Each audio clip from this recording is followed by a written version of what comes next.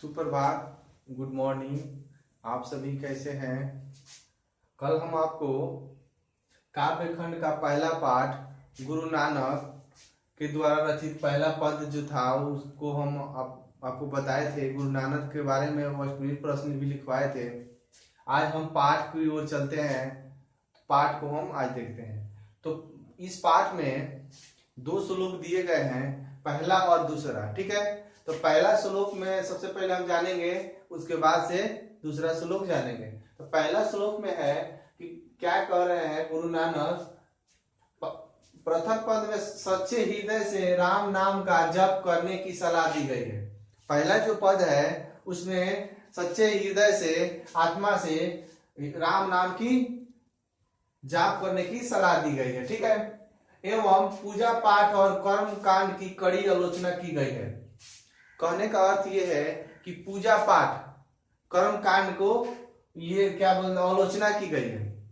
जैसे आप जानते हैं कि गेरुआ वस्त्र पहन लेना, जटा बढ़ा लेना और क्या हाथ में कमंडल ले लेना, और जैसे भक्त का अपना शरीर एकदम पुजारी का बना लेना, इन्होंने वैसे ये आलोचना की है। ठीक है, कहते हैं कि कोई भी व्यक्ति हृदय से किसी की आराधना करना, पूजा करना, जाप करना, वही सच्चा मानते हैं। ठीक है, और इसमें कहते हैं, कवि कहते हैं राम नाम के बिना जग में जन्म लेना बेकार है।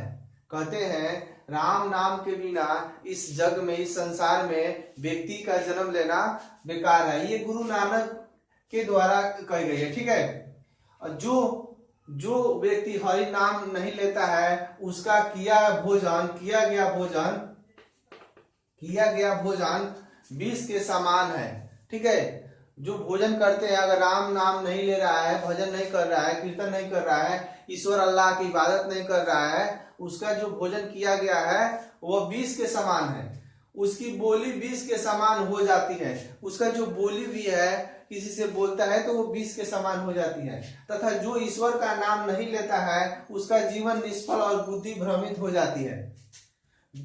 जो ईश्वर का नाम नहीं लेता है उसका जीवन निष्फल हो जाता है और बुद्धि भ्रम हो जाती है। ठीक है, और जो ईश्वर का नाम लेता है उस व्यक्ति का भव सागर पार हो जाता है, उसका जीवन सुखदायी हो जाता है। ठीक है, तो पहला श्लोक में गुरु नानक ने ये बताया। दूसरा श्लोक में क्या कहते हैं, आइए हम देखते हैं। इस श्लोक में गुरु नानक ने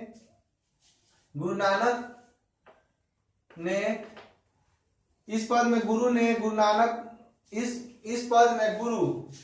नानक कहते हैं कि मनुष्य वही है जो सुख दुख को एक समान मानता है।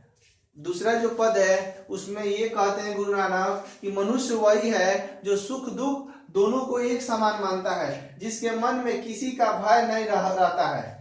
जिसके मन में किसी का भय ना हो, डर ना हो, मोह ना हो, लोभ ना हो, अपमान ना हो, ठीक है, आशा ना हो, निराशा ना हो। ठीक है, वही जो सोना को मिट्टी में समझता है, जिसे ना स्तुति की जरूरत होती है और ना ही किसी की निंदा की चिंता होती है। ठीक है, और उसी हृदय में ब्रह्मा का वास करते हैं। वैसे ही व्यक्ति के हृदय में, आत्मा में ईश्वर निवास करते हैं, ब्रह्मा निवास करते हैं। ठीक है, जिस पर और उसी व्यक्ति के जिस पर गुरु की कृपा होती है।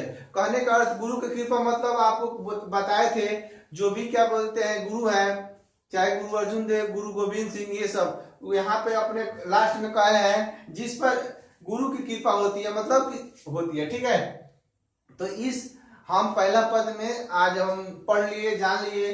पहला में क्या कहते हैं कि वो पूजा पाठ कर्म कांड और ढक मंडल जो भी कोई लोग करते हैं गेरुआ वस्त्र पहनकर, उसकी क्या बोलते हो आलोचना करते हैं। और हरि का नाम लेने के मन ही मन हरि का नाम ले, हरि का कीर्तन करें। जो नहीं करता है उसका भोजन विष के समान हो जाता है, उसका बोली विष के समान हो जाता है। और दूसरा पद में वो क्या करते हैं कि कोई वैसा मनुष्य जो सुख दुख को एक समान समझता है और ना ही किसी के दिल में, हृदय में किसी के लोभ होता है, करुणा होती है, मोह होता है, आशा होती है, निराशा होती है, वैसे ही व्यक्ति में ब्रह्मा निवास करते हैं और गुरु की कृपा होती है।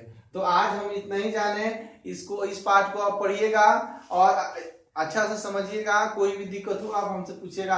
अब हम इसका पहला पार्ट का आपको पीडीएफ भेज देंगे कविता का, और कल हम लोग अगले पार्ट देखेंगे।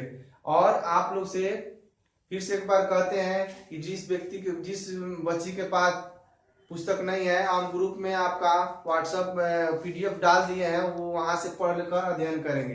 ठीक है, धन्यवाद।